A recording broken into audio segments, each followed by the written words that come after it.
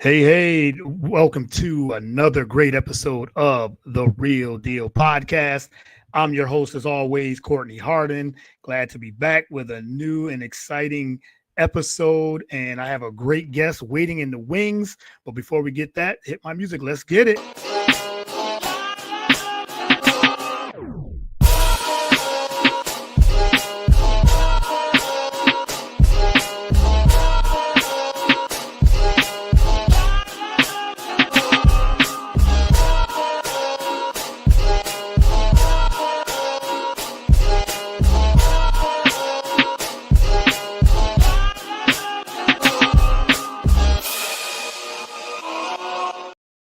All right. Once again, welcome to another great episode of the Real Deal Podcast. Happy Thursday. I'm your host, as always, Courtney Harden. Glad to be back with a new and exciting episode. You can follow the show on all the podcast platforms, whether it's Apple Podcasts, Spotify. We're on YouTube. We are also on Spreaker.com, iTunes, a little bit of every, yeah, we're everywhere. iHeartRadio as well. So, but you can get it on, like I said, wherever you consume your podcast, you can get it there. We're on the BS3 Network, BS3TVLive.com, BS3 Network on the Roku channel. Like I said, we're everywhere. You can follow me on all the social media platforms, Twitter, X, Facebook, Instagram. I get the Real Deal on Twitter. Yeah. So yeah, stream. Blue Sky, yeah, wherever you can find it. The Real Deal with Courtney Harden, we're everywhere. So, but let me bring in my guest. I'm very excited to have her on. Stacey Leawood. She's a certified NBA agent at the National Basketball Players Association as well. So, Stacey, welcome to the show. Really appreciate it. Hi, thanks for having me. Yeah, thank you. Thank you for the time. And I'm glad we got to connect. And like I said, we connected on Instagram or LinkedIn, and I sent you an email. You said, yes, let's do it. And here we are. So again, I really appreciate it. And like I said, NBA agent, looking for certified, look forward to getting to your story. So again, thank you again for really appreciate it. No problem. All right. Well, let's get started. So my first question before we get into all the nitty gritty nuts and bolts and everything, who is Stacey Leawood, and how did you get into sports? I feel like I didn't have much of a choice. So Okay. I'm from St. John's, Newfoundland, which for anybody that's listening that's not Canadian, they probably don't know where that is. But it's a little island, well, geographically not that small, but a very unpopulated island in eastern Canada, essentially. So yeah, I grew up there. Basically, my whole childhood was just playing sports. My parents had two sports that they wanted me to know for sure. They wanted to put me in swimming lessons because we lived on an island, and they wanted me to know how to skate because Canadian, everything else was a choice, but I was that kid that would come home with the flyers for literally every sport that I wanted to try. So I remember it was like a running joke when I was like 9 years old. I was playing like 9 different sports at the time or something. So it was never like a conscious choice. Sports was always just kind of part of my life. Yeah, it looks like it. Like you said, you were just playing all types of sports, and when you're into like a sports family, at least you have no choice really, but to be active.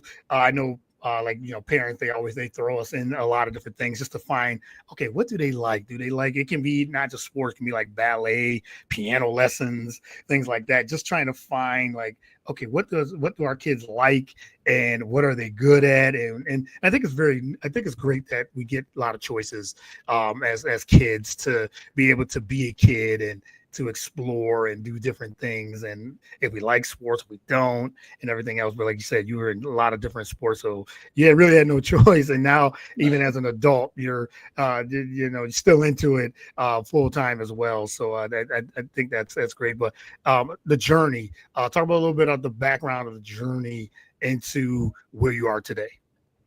So I guess it really started when I started playing. Like, I loved basketball, and at the time, I was probably like 6 years old when I really knew that I loved basketball. And at the same time, I really loved tennis. So most kids were in school and they'd bring home their little sheets to their parents being like, oh, when I grow up, I want to be a firefighter, a police officer, or whatever. I came home and mine said that I wanted to play in the WNBA and then simultaneously I wanted to play in Wimbledon. Like that's what I thought I was going to do for a living. I was always a little bit delusional, which is going to be like the center of this whole story, essentially. So I graduated high school, played all the sports, but in Newfoundland, there's no like sports entertainment industry really, especially for women. So I never, as much as like it was my dream to play professionally, I had no idea how to go about doing that. When I got to university, like I had scholarship opportunities that I could go play basketball for NCAA schools. I didn't know how to do that. Like I didn't know what SATs were. I didn't understand the process. Like I didn't know anyone that had done it. So I had nobody to ask for advice. My parents, went to school in Canada. They didn't know. So I ended up going to school in Canada and I meant to play basketball and, politics happen and, you make different decisions. And I ended up going to get a business degree, which is not what I thought I was going to do. I thought I was going to get a psych degree. I was accepted into both programs. And then I ended up running on the university track team, which I had no idea about any of the events. I didn't know anything about track. It was like one of the only sports I'd never played. But again, I didn't really have that much of a choice when it came to sports being part of my life. Because when I decided I wasn't going to play basketball at my university, my mom was like, cool, so what other sport are you going to do? You know what I mean? It was like, all right, so like, what's next? You've done everything. So like, take your pick type thing. And my brother was on the swim team. So she thought it would be like a no-brainer. We both swam competitively.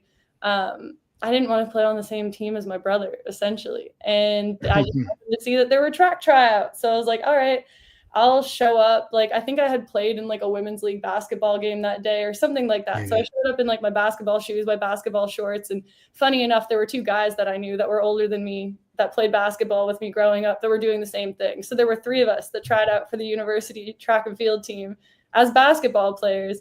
We all made it as sprinters. And then we ended up doing different events afterwards. But essentially my thought process with that was I'd been to Canada Games for basketball, which is basically the Olympics in Canada. So like all the different sports competing at the same time in the summer, and it happens every 4 years.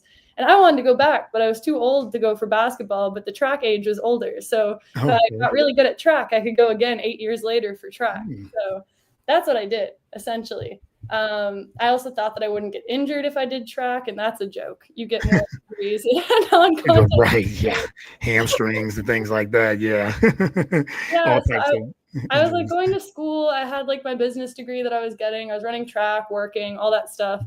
And it just got to the point that I was like, what am I going to do with my degree? Like I thought I was going to play sports. Like I didn't know I was going to need a degree. And then I was getting one. My dad has a finance business. So we thought, maybe I'll take over like the family business. Did a couple finance courses and I was like, I don't want to do this for the next 40 years. So I was just booking a trip to Toronto. My parents were actually on vacation. I booked a one-way trip to Toronto. I was supposed to go with my friend. She was she still is Brazilian, but her family lived in Toronto, but she was from Brazil. And we were going to go to Toronto together and just move there for a semester or something like that. But she had a quarter life crisis, moved home to Brazil. I went to Toronto anyway, because I was not going to go to Brazil. And then when I got to Toronto, it was the year that the Raptors won. And this is probably one of the most pivotal parts for me, because again, I grew up in a place where there's no sports and entertainment industry at the time. There is a little bit more so now.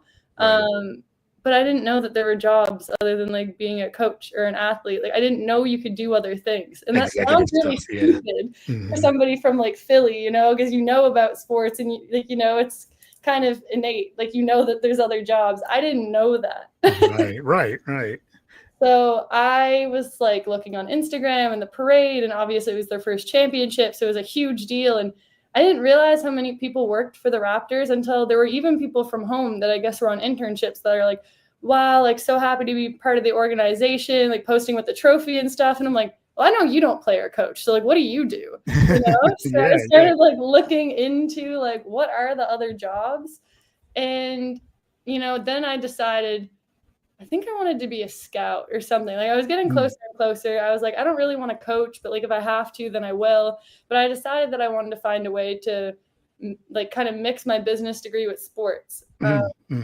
And at the time I was doing a commerce degree, and there's work terms in the commerce degree. So I was trying to get an agency to hire me as like an intern for my commerce degree. Right. And nobody would do it because I'm from the middle of nowhere. Nobody had ever heard of my school and, all that good stuff in Toronto. So I ended up just working in sales, and I took an unpaid internship with a prof actually that was teaching at a university here. He had like a sports media type company where they I guess they interviewed people and like connected people. And essentially I told him, I was like, listen, I have another job, so it's fine. I'll do it for free if I can just focus on people in basketball. Because in my mind, I'm like, this is how I meet people. So I had no connections in basketball, and that was my only shot. And sure enough, that is what led to me getting my first basketball job, because one of the first people I interviewed was Charles Kissy, who at the time was the the head coach or maybe an assistant coach with the Raptors 905, their G League team. And Yep. so was the head coach and GM of a team that had just started in Canada in what's now the Canadian Elite Basketball League. Wow. So I basically begged him for a job. I made a whole portfolio after like having somebody on LinkedIn help me make a portfolio. I was like, this is all the things I know how to do. Like, hire me to do something. Right, yeah. He was like, oh my God, like this girl has been asking me for 2 years.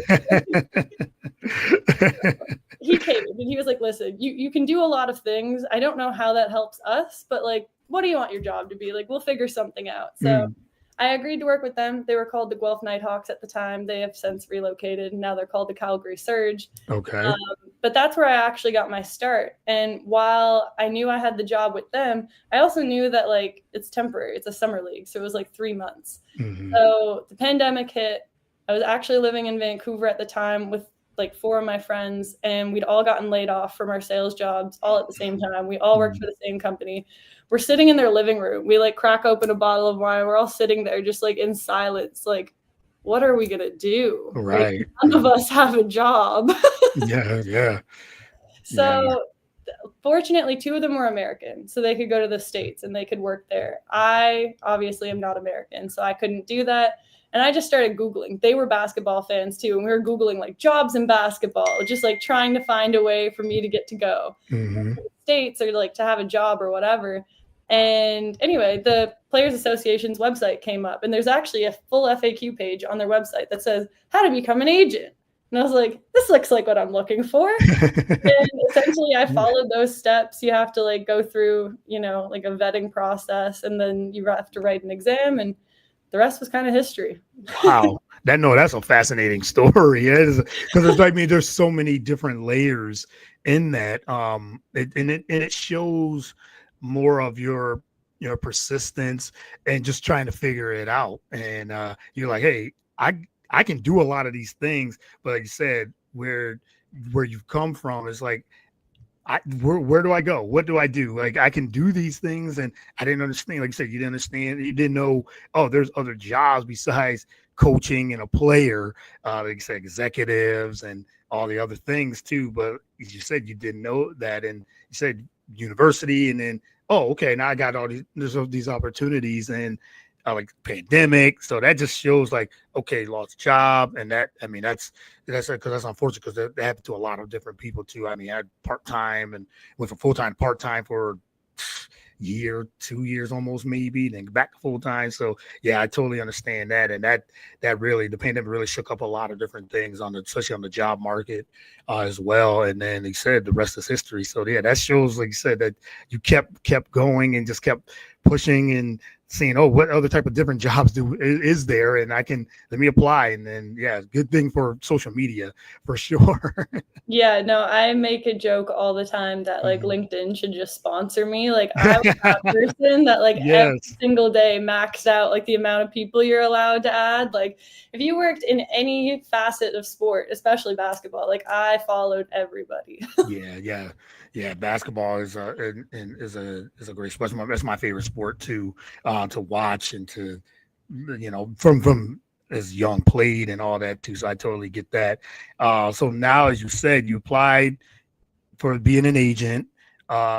as you said, at the age 23, this right, I researched this from your LinkedIn, and you're certified by the NBPA to become the Canada's youngest certified NBA player agent. And just 1 year later, you became one of only 5 women in the world to represent an active NBA player. And now you're currently the CEO and founder of Leawood Sports and Entertainment. It's a premium boutique sports agency specializing in basketball.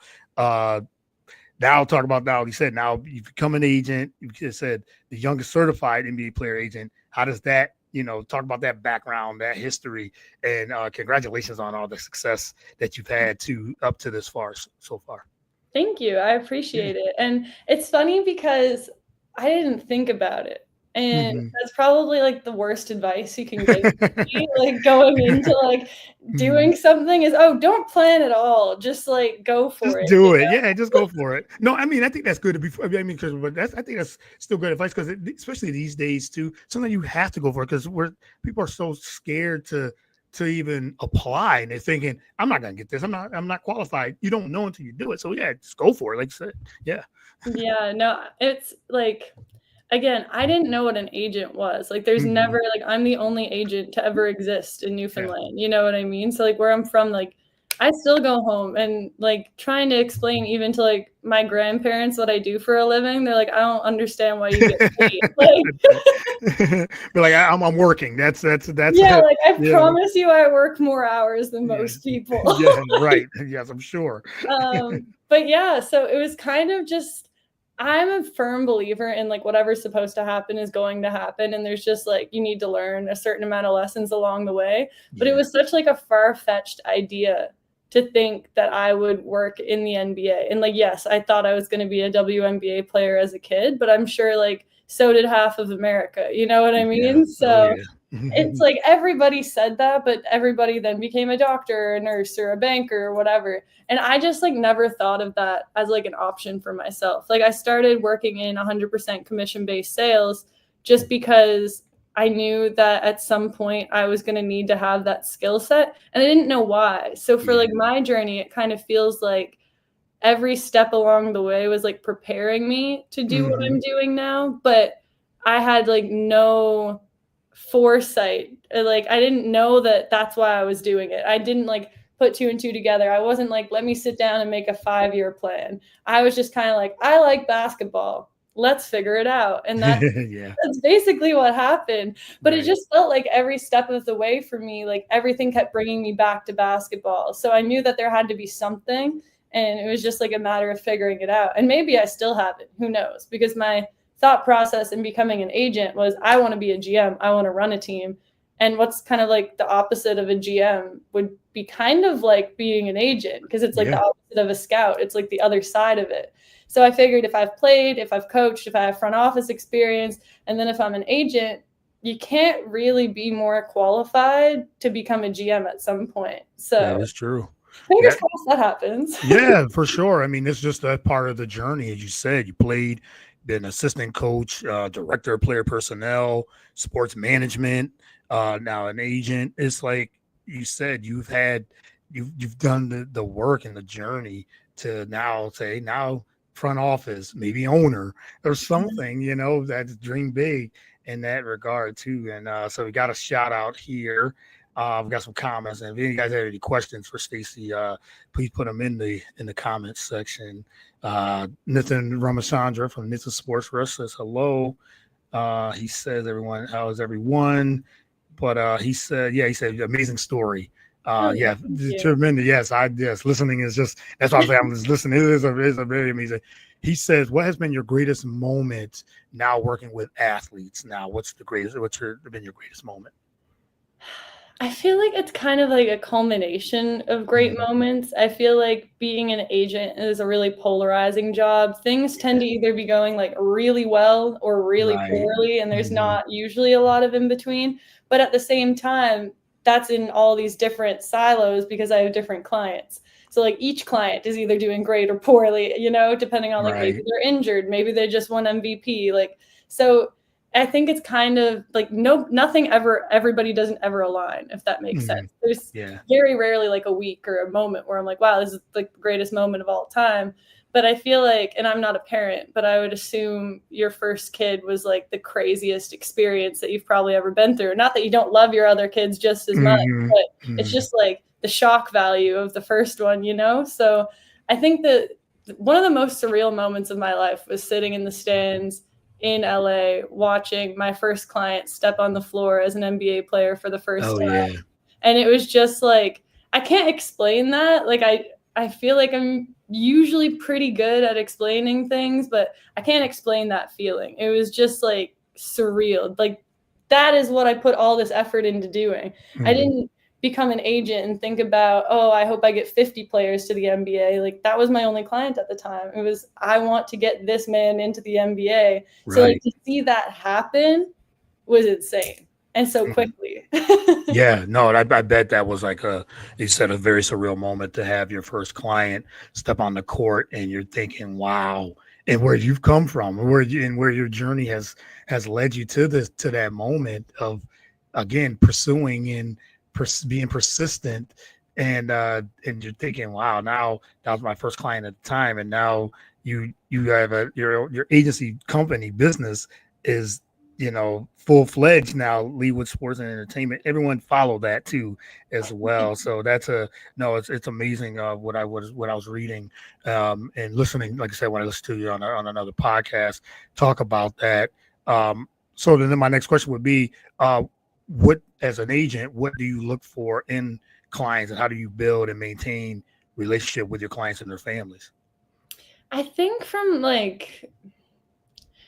what I look for, it depends on if we're talking about like as the person, as the player.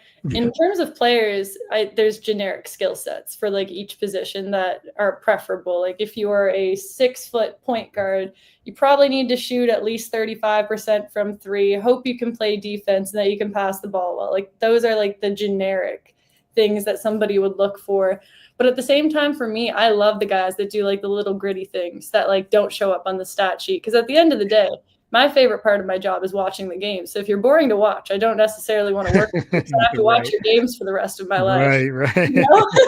Yes. So I like the little extra things. And then like in terms of people, I'm so blessed that I have not recruited much in my career so far because my clients are the best advocates for me. And typically, I guess I'm looking for their friends, their teammates, their acquaintances, because my clients actually do most of the recruiting for me.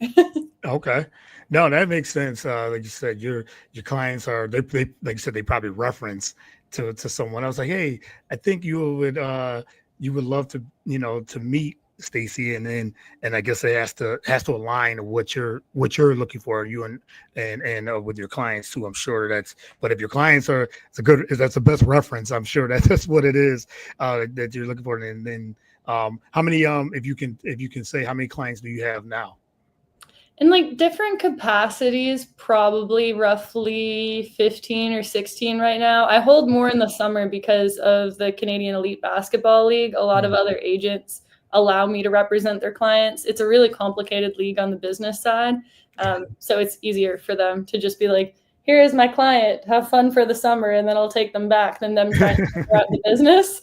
It's just like a different league. Like players get paid per game instead of per month, and like commission is different. It is fairly complicated, so I understand why they don't want to do it, but it's a great asset to players that need a little bit of a springboard or need extra, I guess, marketing help with their careers. So yeah, I hold more in the summer.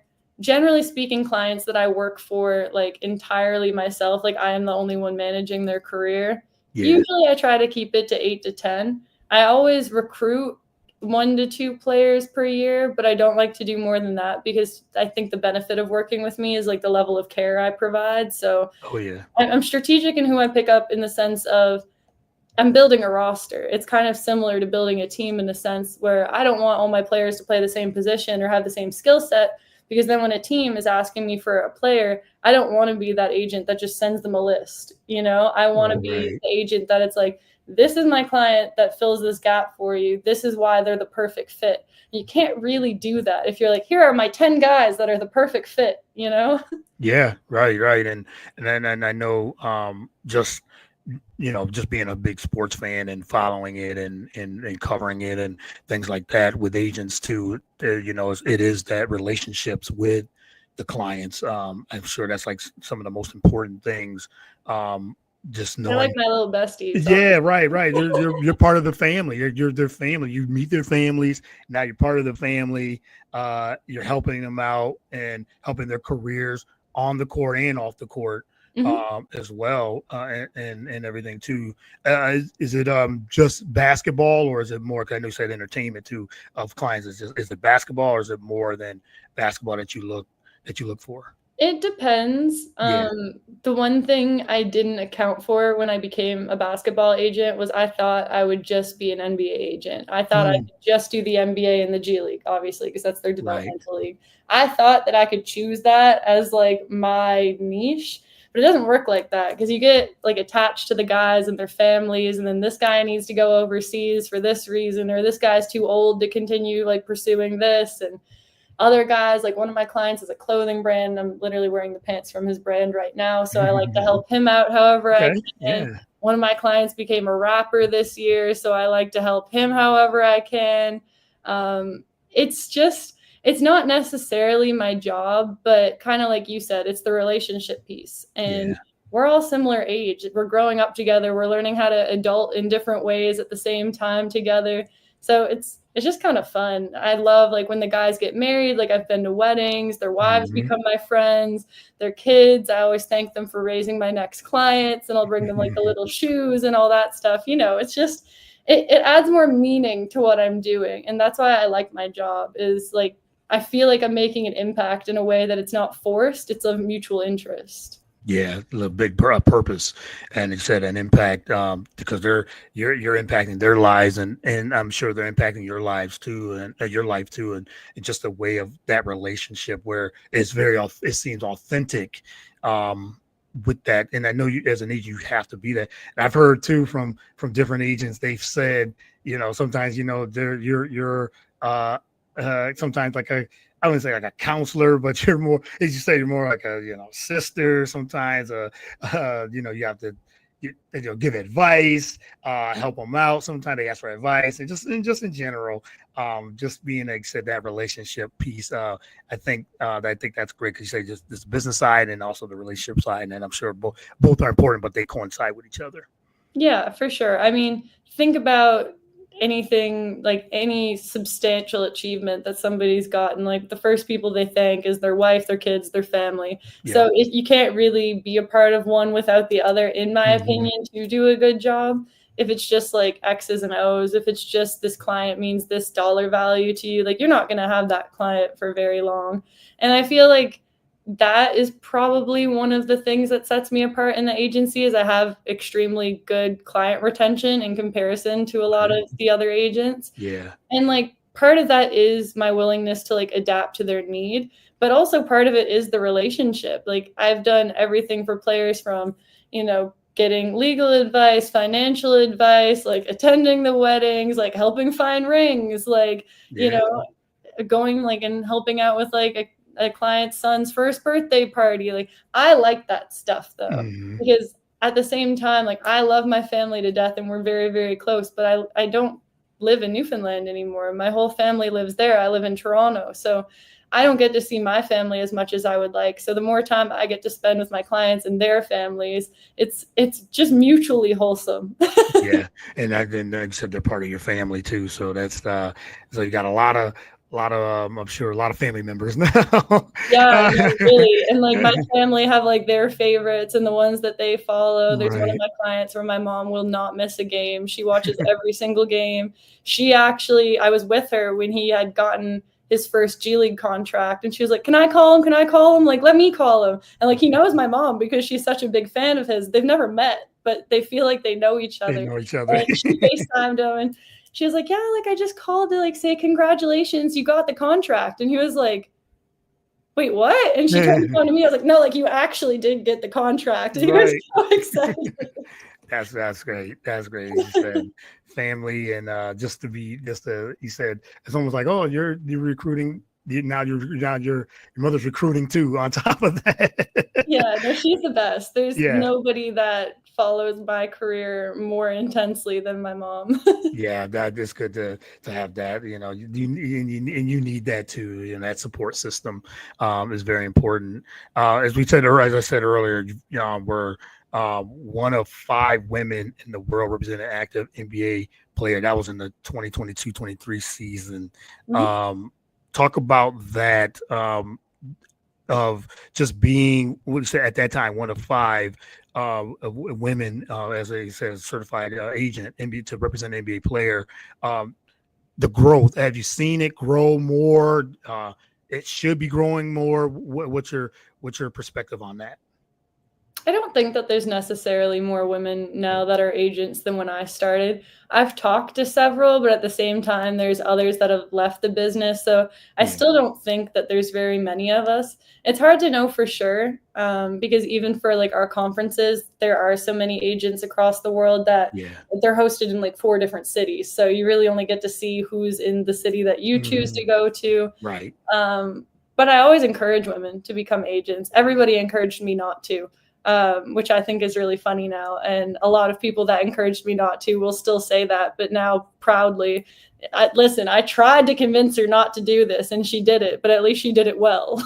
Right, you're doing it well. Right. That's, yeah. So even like you said, if you said don't do it, you're like, I'm doing this because it's something you wanted you wanted to do after you said you got the job, got the position, and said, hey, I'm gonna do this. And I had nothing to we are. lose. Think about Right, it. It's right. a pandemic. Everybody's Yeah, unemployed. The NBA actually isn't even working right now because yeah. everybody is kind of Right, unemployed. right. Everything stopped. So I quite literally had nothing to lose. I was either going to be unemployed because I wasn't trying to do something, or I could take the money that I had and, the resources that I had and the time that I had an unlimited amount of and try and do something with it. And it was kind of weird because I never considered any other option. And this is what I mean by I didn't plan this. I didn't go into this being like, oh, I want to be the first woman. I don't think there's anything wrong with that either. Like, I think if that's somebody's motivation to do it, like everybody has their why. But Yeah.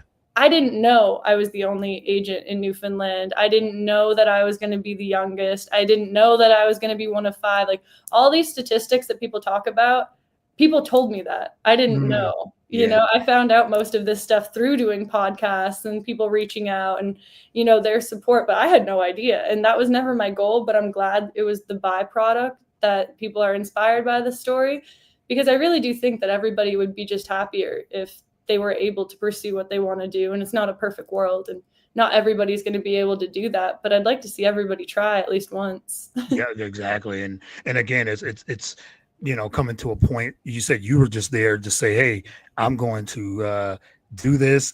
I have a purpose for it, but you want to just put in the work, no matter, like you said, being the first of this, and this. And I've always said I want to get to a point where if it's a woman, man, it's whoever's the best qualified for that position. I hope we get to the point where it's not, the first woman to do this. Yes, You know what exactly. I mean? Yeah, I hope it gets to the point where that's not cool anymore, Yeah, I agree 100%. And it's great to, like you said, I'm sure it was, like you said, it's great to, you say one of the first 5 to be, to be a certified, to represent as a first certified agent, as a woman agent. But you're right. It's get to a point where you said whoever's qualified will get it. Is a woman, man, and I hope we can get to that point. But again, you have set the standards of a lot of different things too, and I'm sure that makes you still is rewarding too.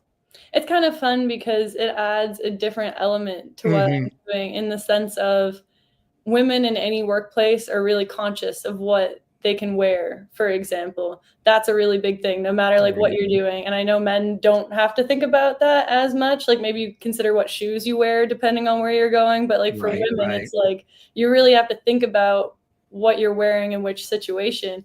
And so for me, like that's been something that's been funny to see. Like when I look back on, like, I was so scared going into some of these environments because I didn't know any other female agents. There was no blueprint for like how I was supposed to act, what I was supposed to wear, how I was supposed to do the job. Like I didn't know any of these things. So that used to be something that like scared me a little bit. Whereas now I find that one of like the most empowering parts about my job is I get to make it up. I get to make it up for the next generation or the next person. Like I don't have to worry about wearing a suit to work because there was nobody before me that set that precedent, and I'm not going to do that. So the next person doesn't have to either, you know? So I think that's kind of one of the fun parts is there's no blueprint for how I'm supposed to do my job. It's all based literally on my gut and my morals and that sort of thing. And I think that's the most fun part about it is just the freedom. Yeah, for sure.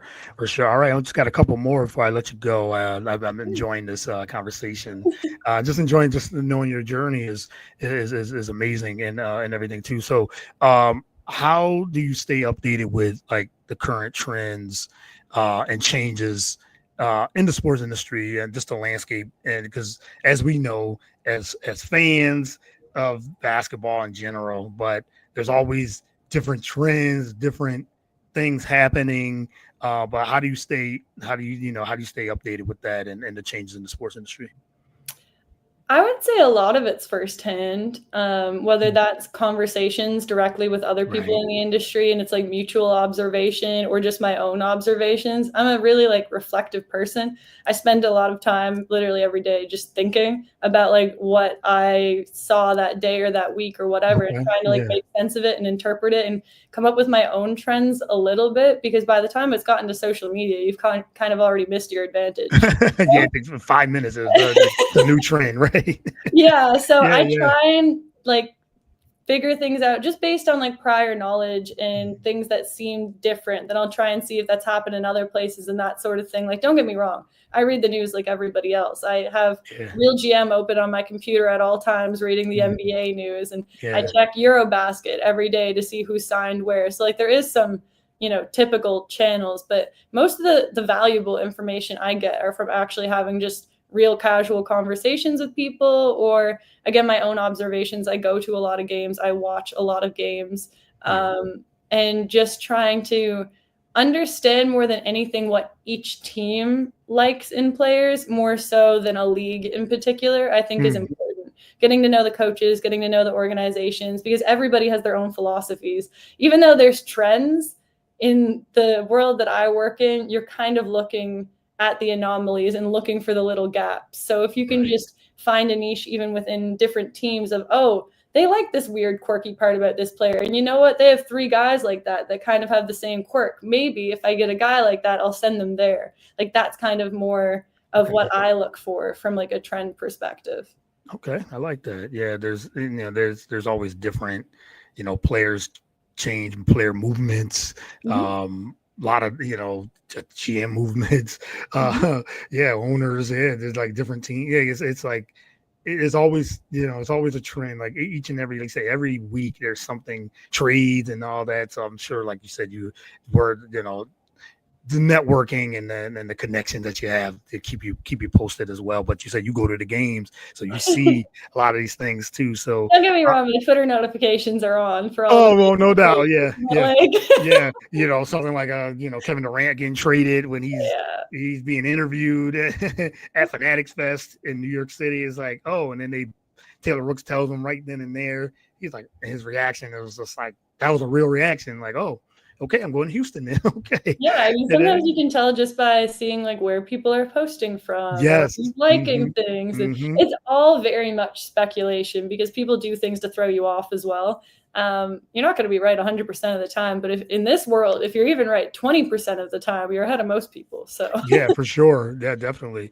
All right, I gotta, who are some of your favorite players on the women's side or even on the men's side and now that I know you got to probably be careful who you say, but who are some of like somebody you like watching? I'll put it that way, not favorite, but who are some of the people that you like watching? Even just as you said, growing up, as you said you didn't really have like basketball like that, but as you got a little older, who are some of the ones that you like to watch play on the women's and the men's side?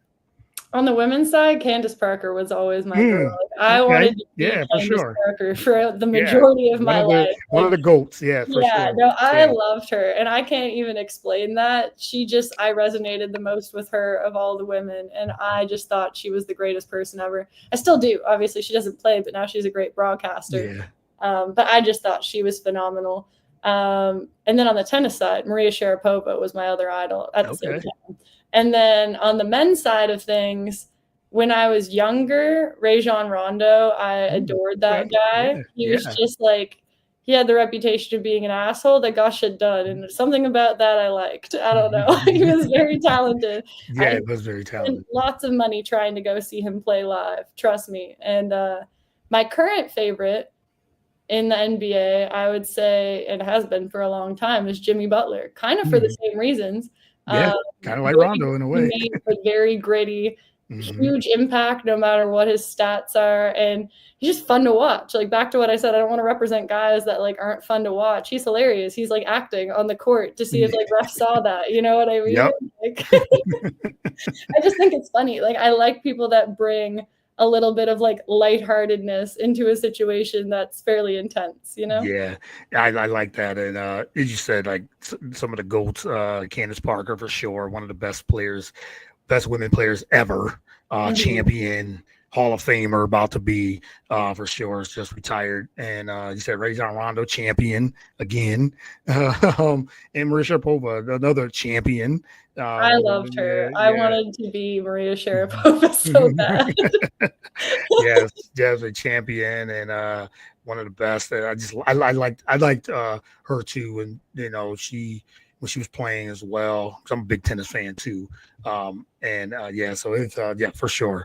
And then they said Jimmy Butler, he's one of my favorite guys too, because like you said, he just goes out there, he grinds it out, and he just tells it how it is. Sometimes I like people that aren't afraid to be be themselves, and I themselves. Yeah, think hmm, that's what makes him and even Rondo authentic, yeah, and same thing with the girls, like, what makes them authentic is that they were different because they weren't afraid to be themselves, and they've all gotten a lot of backlash in their career for yeah. being themselves, but wouldn't you rather have backlash for being who you are than being somebody that you're not, you know? Yeah, yeah, for sure. You're I gonna agree. get backlash regardless, Yeah, so regardless if they say something or not, but they speak their minds, and that's just like, hey, that's what it is. And I mean, they've won championships for the most part. Jimmy Butler's been to finals, so yeah, it's maybe definitely. next year. Yeah, next year, we get on the Warriors now too, and uh, still a good team. Still got one of the best players ever, and Steph Curry on there, so they always got a chance as well. They'll have more time together next year as they move forward. But you The talked him and about. Buddy narrative is probably one of my favorites in the NBA right now. Mhm, Him and Buddy mhm. Yield. Yeah, yeah, yeah. That whole thing with them two in the They're just so playoffs. funny. Yeah, yes.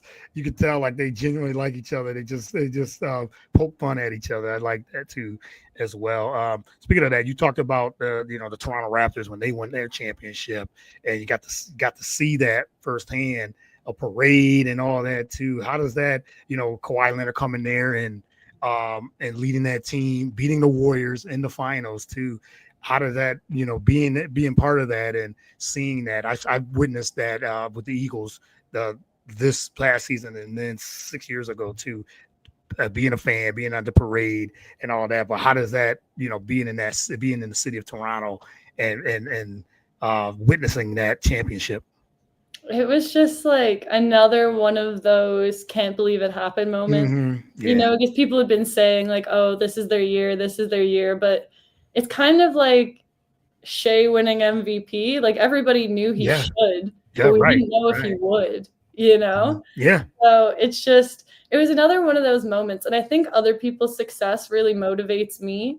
Mm. And I don't know if that's weird or not, but for me, like even watching the NBA draft, like watching the NBA draft is literally like watching like the American Idol finale. It's the same emotion, you know what I Yeah. mean? Like, Same. Yeah. wow, Same like you're thing. Right. living your Right. dream. Like Right.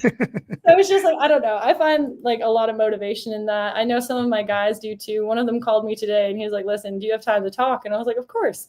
He's like, Mm. man, like I was watching the NBA draft last night and I just know like I have to be the one in my family that makes it for the family. Like I know that and I want you to know like I'm doing everything I can to make sure like that's how my next season goes. Is like next year we're going to make a jump and I'm going to take my family out of the mud type thing. And I was like, this is what I love to hear. Watch the draft tonight too. Like, right, exactly. Yes.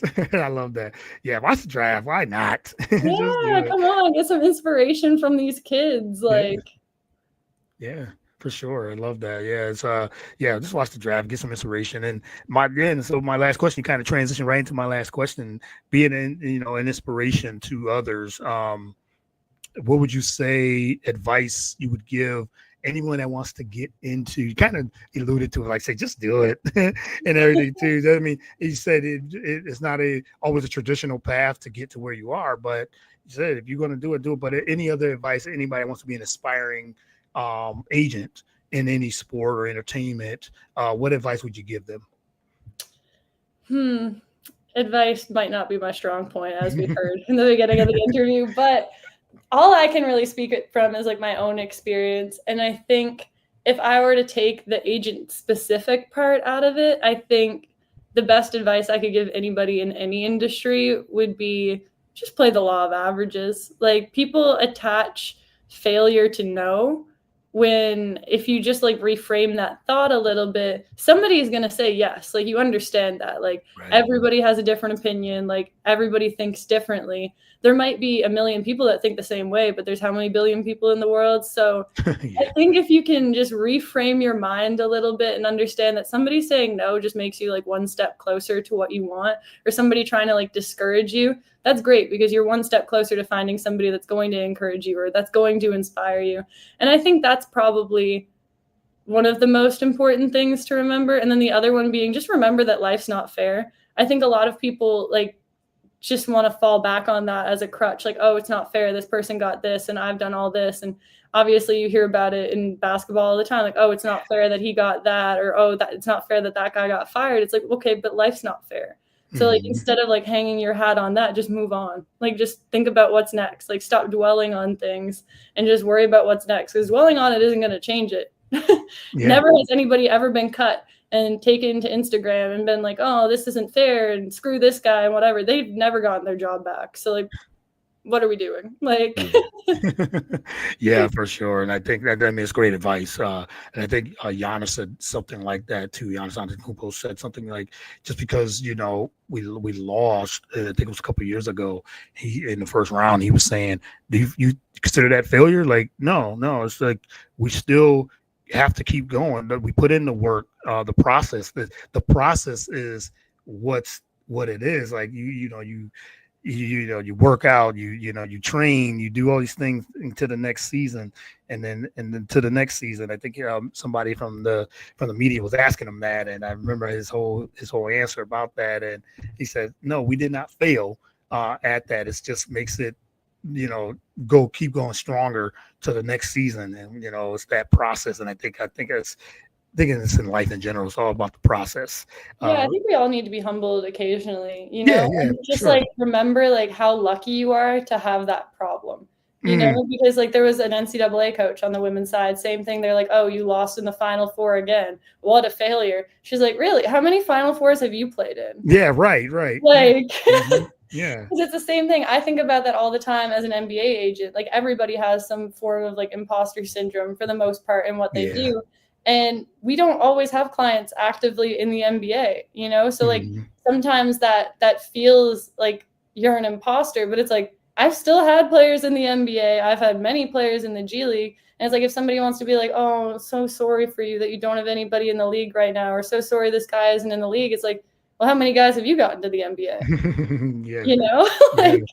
I'm so grateful that is what I have to think about at night, Yeah, for sure. Yeah, you're right. It's, you're going to get no's, but, it's all about timing, and that timing is, you're going to get those yeses too. But you got to keep doing it. You said, just do it. Hey, the guys always say the worst thing somebody can say is no.